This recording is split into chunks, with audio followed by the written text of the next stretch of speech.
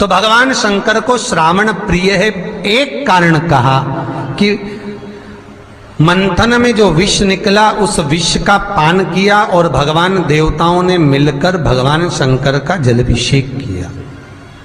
दूसरा कारण कहा, माता सती ने शंकर को पाने के लिए श्रावण के महीने में ही सबसे ज्यादा साधना करी है। और क्या करा था माता सती ने?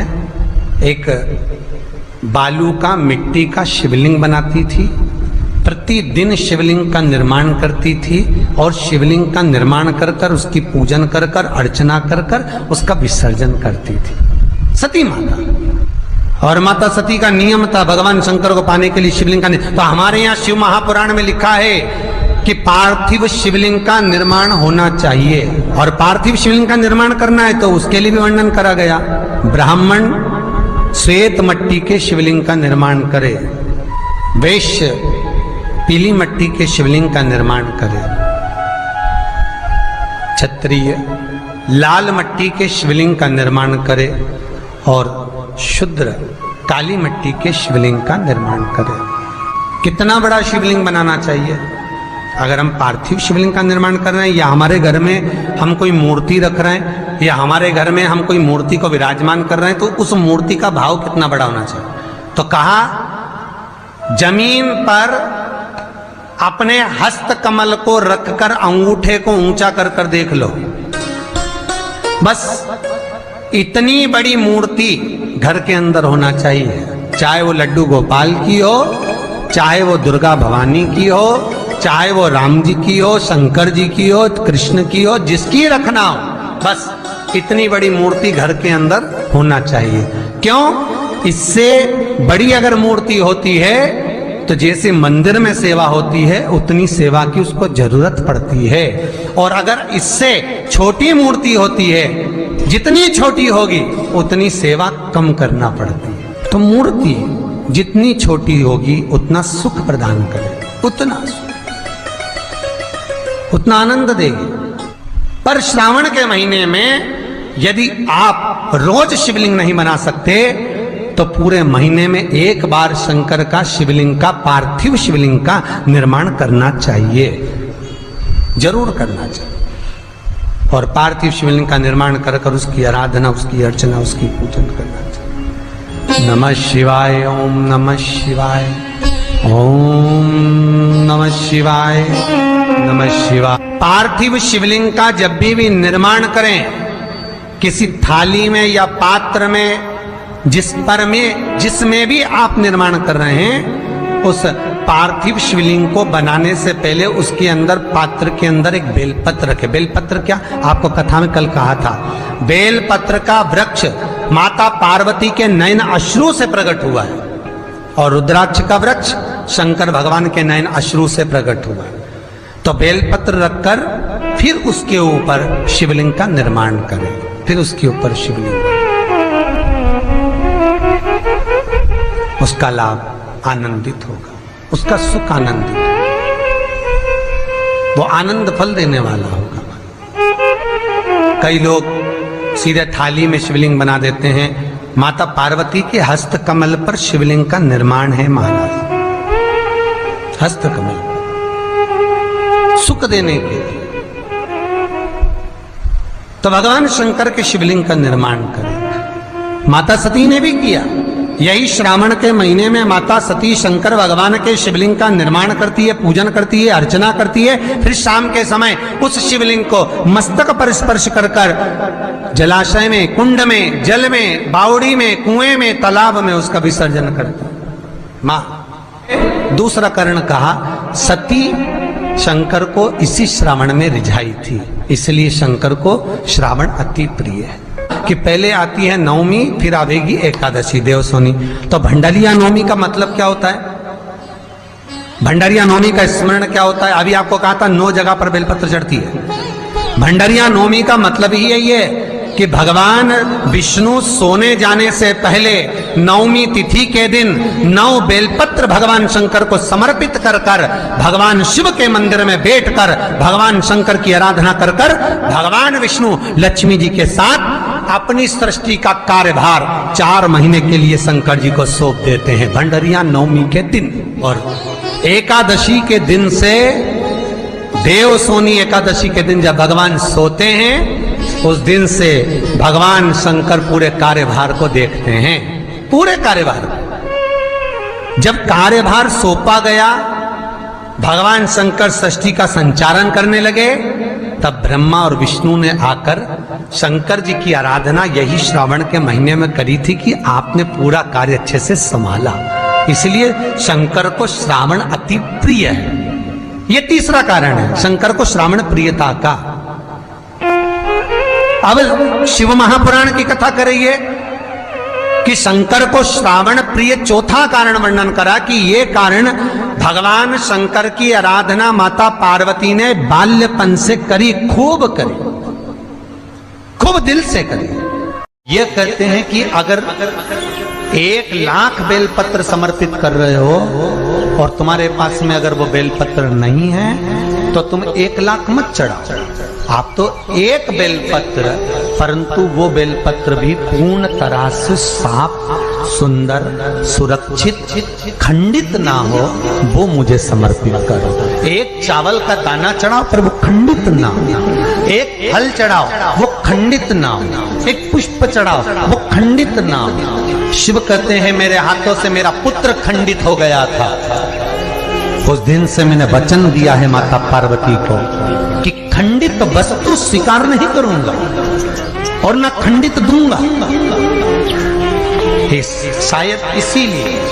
शायद इसीलिए ये चरित्र कहता है कि जिस नारी का गर्भ 2-3 महीना ठहरने के बाद में गर्भ गिर जाता हो, 4 महीना ठहरने के बाद गर्भ गिर जाता हो, गर्भ बच्चा पूर्ण नहीं होता हो, या बच्चा कहीं शरीर के अंदर डॉक्टर कह रहे हैं सोनोग्राफी में कि ये विकलांग है, बच्चे के पाँव में या मुख में या शरीर में पानी भरा गया है, ये सुरक्षित नहीं होगा, ये बुद्धि से कमजोर होगा, या ये बच्चा ऐसा विकलांग होगा, तो उसी समय पर जैसे ही डॉक्टर ने कहा वैसे ही एक श्रीफल, और वो श्रीफल खंडित नहीं होना चाहिए, उस श्रीफल पर जो नारी है गर्भ से है, उस नारी का सिर से लेकर एड़ी तक एक लच्छा, लच्छा मतलब मोली, मोली मतलब नाड़ा जो हाथ में बांधते हो कलेवा, उसको नाप कर श्रीफल पर भगवान शंकर का नाम लेकर उस स्त्री का नाम और गोत्र बोलकर बांधकर भगवान शंकर के चरणों में ले जाकर रख दीजिए, फिर वो बच्चे की जवाबदारी शिव की हो जाती है, फिर शंकर की, क्योंकि शिव ने माता पार्वती को वचन दिया था कि मैं खंडित नहीं दे सकता। सारे देवताओं के मंदिर में नारियल फूटता है, हनुमान जी के मंदिर में नारियल फूटता है, राम जी के मंदिर में नारियल फूटता है, देवी जी के मंदिर में नारियल फोड़ा जाता है, पर शंकर जी के मंदिर में नारियल नहीं फोड़ा जाता।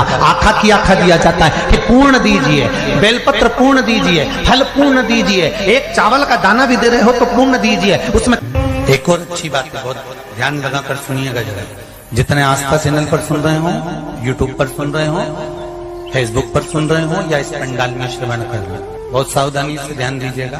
कभी श्रावण महीने में अगर आप शंकर जी के मंदिर में जाएं और शिव मंदिर किसी वृक्ष के नीचे हो, बट वृक्ष के नीचे हो, चाहे पीपल के वृक्ष के नीचे हो, चाहे वो आंवले के वृक्ष के नीचे हो, चाहे वो बेलपत्री के वृक्ष के नीचे हो, चाहे वो शमी के वृक्ष के नीचे हो, चाहे जिस वृक्ष, कोई भी वृक्ष के नीचे अगर कोई शिवालय है, शंकर जी का कोई मंदिर या शंकर जी का कोई शिवलिंग रखा हुआ, तो एक दुर्वा किसी भी श्रावण महीने में तुम जब भी किसी शिवालय में जाएं, जिस वृक्ष के नीचे शिवलिंग हो, उस शिवलिंग पर ये शिवलिंग रखा हुआ है, ये जलाधारी है। जलाधारी पर जहां शिवलिंग रखा हुआ है वहां कटी भाग है, कटी भाग माता पार्वती जी का हस्तकमल, उसके ऊपर रखा हुआ है शिवलिंग, सामने अशोक सुंदरी और भगवान शंकर के दोनों पुत्र गणेश कार्तिक, ऊपर से जल गिरता है जया, विषहारा, शामलीवारी, दौतली, देव,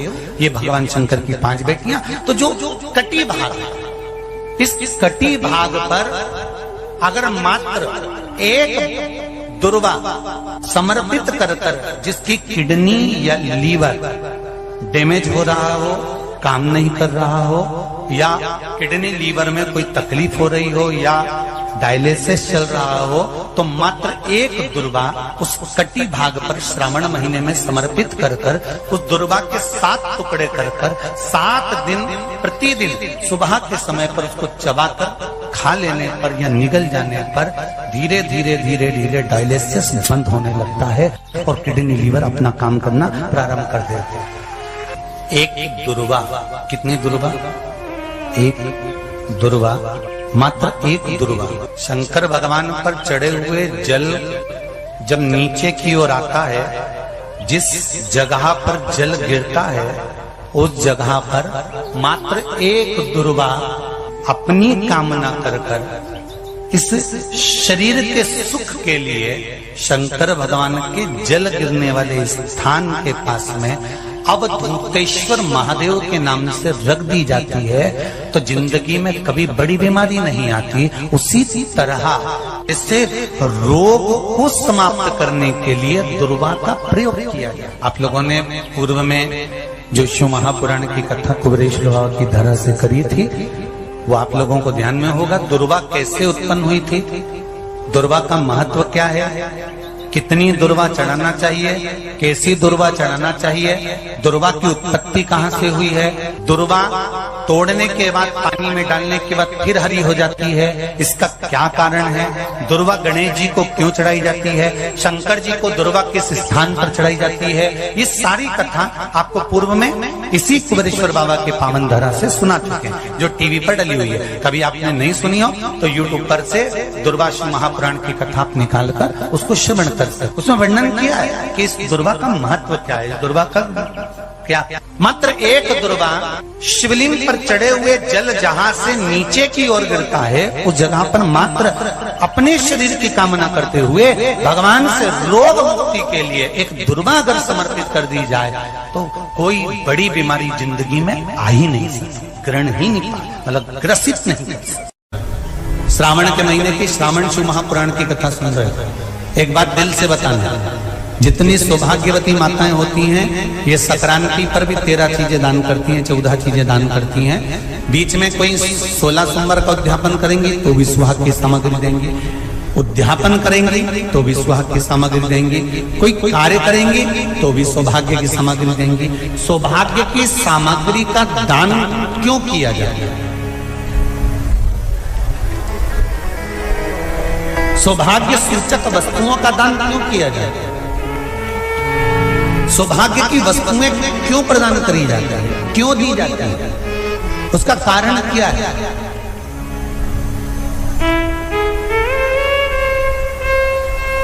क्यों देते हैं महाराज? भारत की भूमि की सौभाग्यवती माताओं का एक मन की अभिलाषा रहती है, भारत की भूमि की माताओं की एक अभिलाषा रहती है कि जब उसके प्राण छूटे तो अखंड सौभाग्य धारण करके पति के कंधे पर और पुत्र के कंधे पर शमशान पर।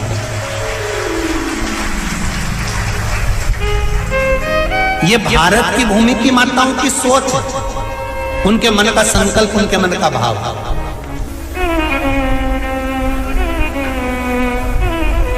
क्यों देते हैं चूड़ी का दान, क्यों देते हैं बिंदी का दान, क्यों देते हैं अखंड सौभाग्य का दान? किस महाराज?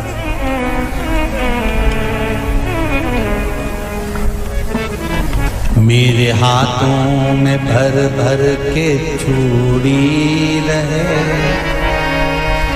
मेरे हाथों में भर भर के चूड़ी, और मैया कोई कामना, मेरे मस्तक पे चमकती चूनर रहे, मेरे मस्तक पे चमकती चूनर रहे, और मैया कोई कामना,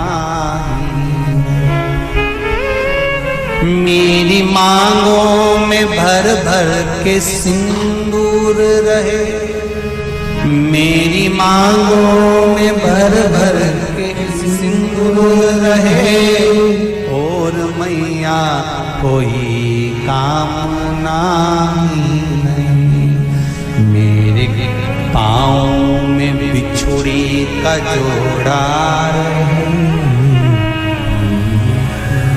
एक बिछुड़ी नहीं,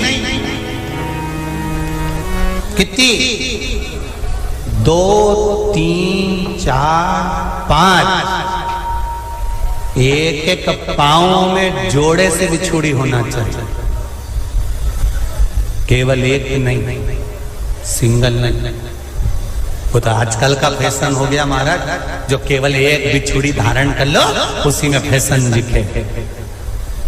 श्रावण की शिव महापुराण की कथा कहती है, जब बेटी को विदा करा जाता है और पहली बार बेटी के पांव में जब बिछुड़ी डाली जाती है तो वो बिछुड़ी भी अलग अलग नहीं होती, उस बिछुड़ी के जोड़ को चेन से एक दूसरे से बंधा हुआ होता।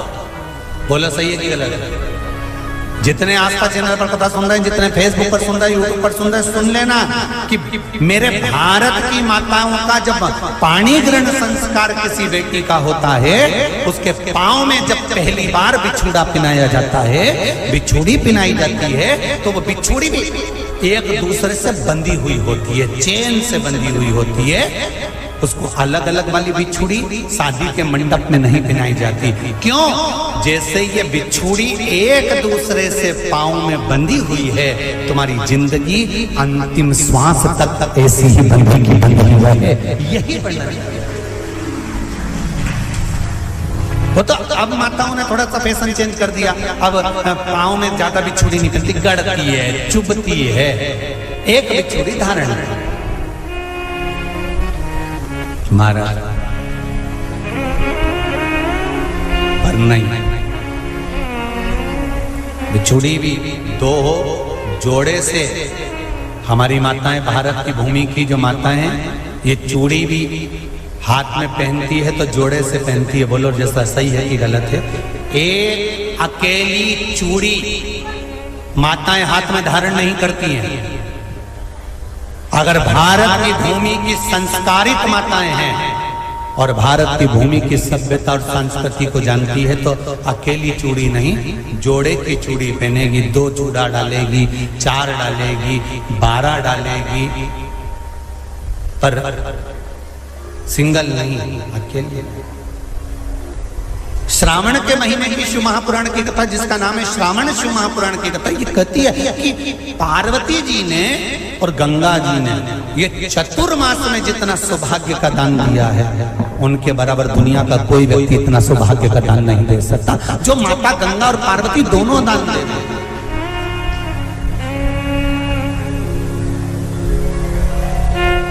प्रतिदिन दे रहे हैं। और अब तो फैशन आ गया, तुम लोगों जो सौभाग्य का दान देते हो प्लास्टिक की डलिया में देते हो, पर एक एक पुराण को उठा कर देख लेना, एक एक अध्यापन को उठा कर देख लेना। जितनी तुम कथा तुम्हारे घर में छोटी छोटी कथाओं की पोथियां पड़ी हो, उनको उठा कर देख लेना। उसमें नहीं लिखा कि प्लास्टिक की डलिया में सौभाग्य की वस्तु का दान दिया जाता है। उसमें लिखा है बांस की पिटारी में, बांस की डलिया में सौभाग्य की वस्तुओं का दान दिया जाता है। क्यों? क्योंकि बांस वंश की वृद्धि करता है, बांस सौभाग्य की वृद्धि करता है, और बांस अखंड सौभाग्य। जैसे बांस का पौधा बढ़ते चले जाता है, बढ़ते चले जाता है, उसी तरह बांस की डलिया में जब दान दिया जाता है, बांस की टोकनी में जब दान दिया जाता है, तो ये भाव रखा जाता है कि तुम्हारा सौभाग्य ऐसे ही बढ़ता रहे। पर अब थोड़ा सा फैशन चेंज हो गया तो प्लास्टिक की डलिया, पर प्लास्टिक की नहीं।